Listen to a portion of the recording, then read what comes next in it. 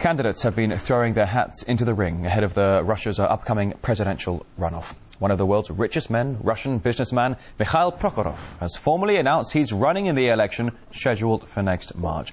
Now let's cross live to RT's Irina Galushko for more details on this. Irina, Mikhail Prokhorov has made his name in business and is now extending his political ambitions. Can you tell us a bit more about the man? Well, of course, he's made a fortune and a name for himself in the precious metals industry, which propelled him into the #3 on the rich list, according to Forbes magazine.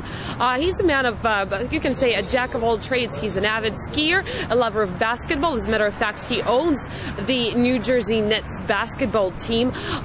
He's also been involved in projects, for example, such as the hybrid car project called Yo Mobile, a project which he left, and now he's in politics. This is not his first foray into the sphere, however.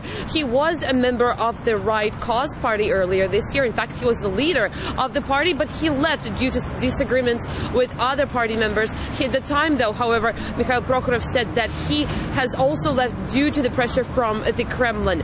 Now, in this upcoming election, Prokhorov will have to run against the 3 other candidates who have already said they're willing to run for the presidential elections, and that, of course, is Prime Minister Vladimir Putin and the head of the Fair Russia party. Now, Mikhail Prokhorov did not specify what exactly is going to be on his election campaign. He said everything that he has to say, he will say it in due time. So we have just to wait and see in order to find out what exactly Mikhail Prokhorov has in store. All right, so RT's Irina Galushko there live in central Moscow. Thank you. All right, for more on this story now, let's talk to Alexander Rahr, the director of the Russia-Eurasia Programme with the German Council on Foreign Relations. Thank you for coming on the programme today. So how does Mikhail Prokhorov's announcement today actually change the colour of the upcoming election? Let's see how serious this announcement really is, because I doubt that Prokhorov will get enough followers. I mean, he needs a party, he needs a movement, he has the money to conduct a campaign, but he needs the people who will operate for him. But on one thing he's quite right. The liberals are looking for a united leader who would lead them in the presidential elections. I think they have a small chance now. Rather bigger than it had been before, to get a good result in the presidential elections. The question is only how can you unite these various liberal movements and parties after one leader, and who this one leader could be. Prokhorov thinks that he could be this leader, but I think Grigory Yavlinsky and maybe someone else would think that they are the better one. And then, of course, the situation will be like it is all the time, that the liberal politicians go to elections with many candidates and lose.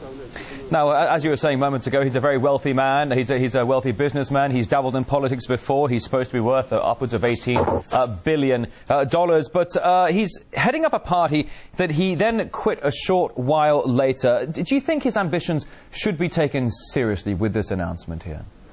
No, that's what I mean. I mean, he has the money to do all kinds of things in Russia, but money is not enough to win or even to make it well in the presidential elections. If he won't get a party behind him, I think he has no chance even to be rightly registered for this presidential election. So let's see what will follow this announcement. But he certainly doesn't have the cleanest of records in the past. Do you think that the Liberal Dems could actually get behind him here? No, I think that very few people will follow him if he will not do something extraordinary. For example, to go to a next meeting and talk to the people from the High Tribune. But this is unlikely that he will do, that he will go on the streets and try to get the necessary support from the ordinary people. He will stay as he is now. I don't think that he has any real chance to forge his candidacy against other rivals for this position, like Grigory Yavlinsky, who certainly wants to be named as the sole candidate of all liberal forces for the presidential elections in March next year. Now, as you know, there have certainly been some protests in recent days about the recent parliamentary elections.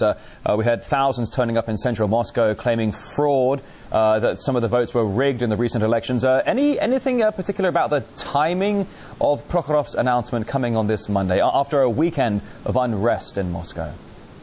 This weekend of unrest has changed the political climate in Russia dramatically, because before these events, the future presidential elections of March next year were seen as very boring elections. For it seems clear that Vladimir Putin would win them without any serious rivals. One could see Zyuganov and Zhirinovsky and Miranov running against him, but all these politicians were losing elections every 4 years in the 2 decades before. So it looked like if this would be the easiest victory of Putin since 2000. But now it happens that it will not be that way, that Putin is risking to lose, like his Kremlin party had lost a lot of his former followers. And he will be very lucky if he wins the elections in the first round of the presidential elections. If he has to go to the second round, it will be for him a political catastrophe. It will change the situation in Russia. I nevertheless think that Putin will win the elections, but it will be very interesting for all the other contenders for the post of president to try to become number 2. It means to come into the second round and challenge Putin there, because after this challenge, the second... if I may just jump in for a moment, as you're saying here, the political climate with this announcement from Prokhorov has shifted a bit. But what kind of people do you think he will actually appeal to the most, this multi-billionaire businessman? He will appeal to the same liberals and middle-class people who are now on the streets. This is a liberal electorate. These young people who were born in Russia, not in the former Soviet Union, who have a different view on how the state should be run. I think they are still a minority in the country, but still they are winning force. They are becoming stronger. All right, Alexander Rahr, Director of the Russia-Eurasia Programme at the German Council on Foreign Relations. Thank you. Welcome.